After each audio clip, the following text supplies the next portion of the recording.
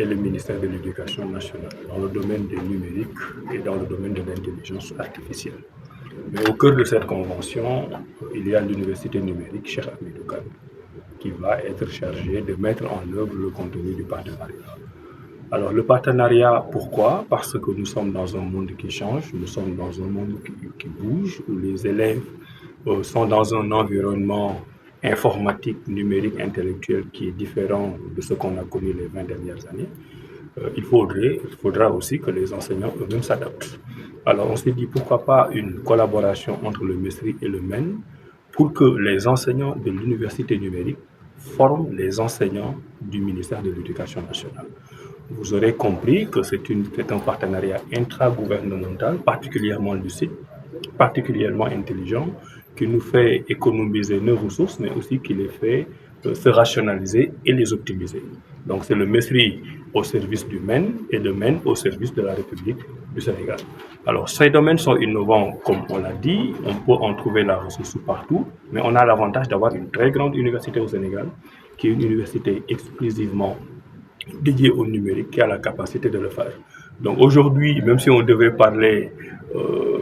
comme un élément du secteur privé, on peut dire que c'est un marché de 105 000 enseignants qui sont au niveau du ministère de l'Éducation nationale. Surtout qu'ici, on n'est pas dans une dimension marchande. Mais l'appel que je voudrais lancer, c'est que ce que l'UNCHK est en train de faire pour le ministère de l'Éducation nationale,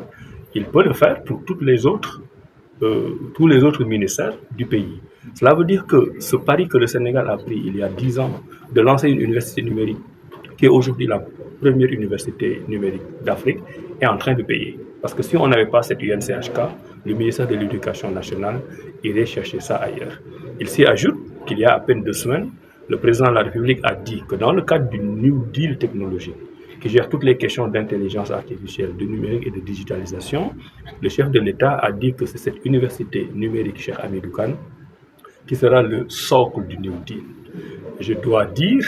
peut-être même pour le jalouser un peu, que celui qui a compris ça en premier, c'est le ministre de l'Éducation nationale, mon frère, ami et frère Moustapha Guirassy, qui tout de suite, lui, est entré dans la phase de mise en œuvre. Donc c'est un partenariat intragouvernemental, c'est un partenariat sénégalo-sénégalais dans des domaines de pointe que nous avons l'habitude d'aller chercher ailleurs et que nous sommes en train de mettre en œuvre par nous-mêmes et pour nous-mêmes. Je m'en ràññee ko ci liggéey joo xam ne mu ngi koy def ci domaine mu nekk domaine boo xam ne daf ci excellent waxuma rek ci Sénégal mais partout en Afrique président de la République yàggul dara mu ne ni université boobu fas yéene na def ko le socle en fait la transformation bi ñuy xaar et en s'appuyant donc ci li ñuy wax noonu li ñuy deal technologie kon dañu bëgg accompagner 105 000 enseignants yoo xam ne am nañ ko dans le système éducatif ñu former leen ci wàllu numérique former leen ci wàllu intelligence artificielle te mënta ñàkk président de la République dafa joxe ay ndigal ni dañu war a réformer le système éducatif réformer système éducatif boobu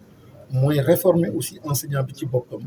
mooy jàngal ko yu bees ak mu am benn apprentissage ak benn pédagogie boo xam ni day bees te lépp nag socle bi moom mooy numérique ak intelligence artificielle entre autres moo tax lii dafa nekk la base bu am solo convention bu am solo sànq maa ngi koy rappeler le ministre de l'enseignement supérieur au-delà du numérique ak de l'intelligence artificielle accompagnement ak présence wu enseignement supérieur dañ ko soxla partout ndaxte réforme bi ak changement au système éducatif bi dafa laaj famille acteurs yu bëri spécialité yu bëri yooyu nag yu bëri ñu ngi biir donc enseignement supérieur boo xam ne wàllu innovation ak recherche foofu la ñu làqatu donc yooyu day baax ñu lëkkaloo am partenariat tey jii moom la ñuy fësal moom la ñu ratifié te début la rek mais transformation bi partenaire bu ci am solo la di gërëm donc encore une fois le ministère mais di gërëm aussi partenaires yoo xam ne technique et financier yi ñu accompagné ràññee ci